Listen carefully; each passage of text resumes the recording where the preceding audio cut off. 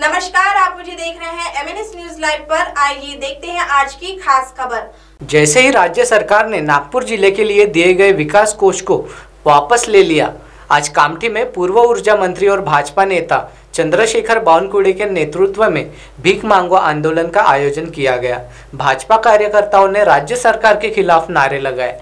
जैसे ही राज्य सरकार के खजाने खाली हो गए, राज्य सरकार ने नागपुर जिले सहित राज्य के सभी जिलों के विकास के लिए धन वापस ले लिया, जिससे जिले के विकास पर प्रतिकूल प्रभाव पड़ रहा है। इसलिए नागपुर में आज भीख मांगो आंदोलन भाजपा की ओर से छेड़ा गया।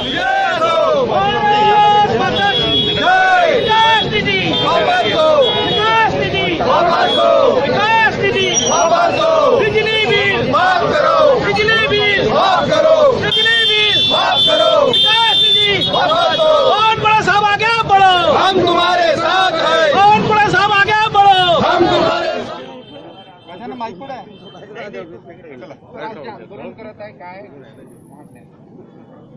महाराष्ट्र सरकारने नगरपालिका, जिल्हा परिषदा, पंचायत समित्या, ग्रामपंचायतला त्यांच्या अकाउंटमध्ये विकास कामाकरता आलेले मागच्या वर्षी 3 वर्षाचे पैसे, नवीन सरकारने एक पैसा दिला नाही, पण मागच्या सरकारने माननीय देवेंद्र फडणवीस साहेबांच्या नेतृत्वात दिलेला निधी परत मागण्याचे GR काढलाय आणि जिल्हाधिकाऱ्यांनी 26 तारखेला पत्र काढलं की जर तुम्ही हा विकास निधी जमा केला नाही तर बँकेतून तुमचे विड्रॉ करण्यात येईल। जे बँकेतनं जे पैसे आले आहेत ते विड्रॉ करण्याचं लेटर काढलाय। याचा अर्थ नगरपालिका, नगरपंचायती, ग्रामपंचायती, जिल्हा परिषद आणि राज्य सरकारच्या सर्व डिपार्टमेंटचे कामं थांबणार आहे।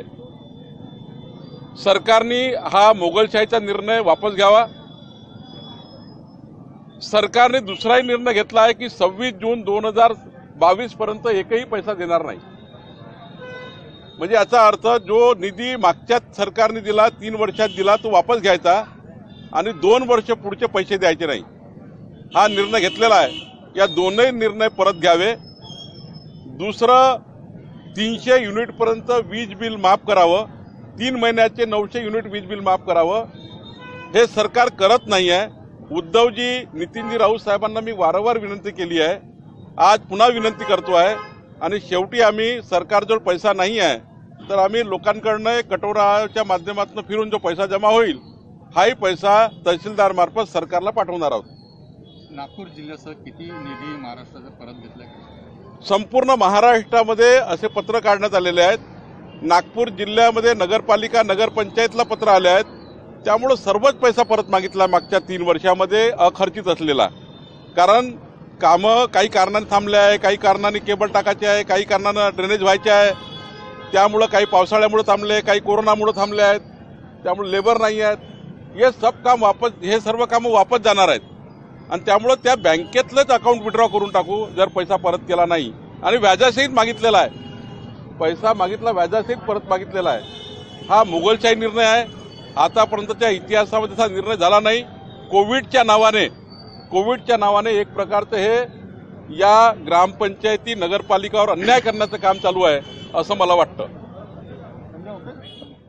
अब आप हमारे चैनल को ऐप पर भी देख सकते हैं। प्ले स्टोर में जाकर MNS हिंदी लिखें और ऐप डाउनलोड करें। साथ ही साथ आप हमारे फेसबुक पेज को भी लाइक कर सकते हैं और उन पर भी खबरें देख सकते हैं। लिंक, ट्विटर, हाइक और इंस्टाग्राम पर भी आप हमारी खबरें देख सकते हैं। आप हमारे चैनल को यूट्यूब पर भी देख सकते हैं और इसे यूट्यूब पर सब्सक्राइब करना बिल्कुल भी ना भूलें। फिलहाल वक्त हो चला एक ब्रेक का। ब्रेक से लौटने के बाद देश और दुनिया की तमाम बड़ी खबरें देखने के लिए बने रहें MNS न्यूज लाइव के साथ। नमस्कार।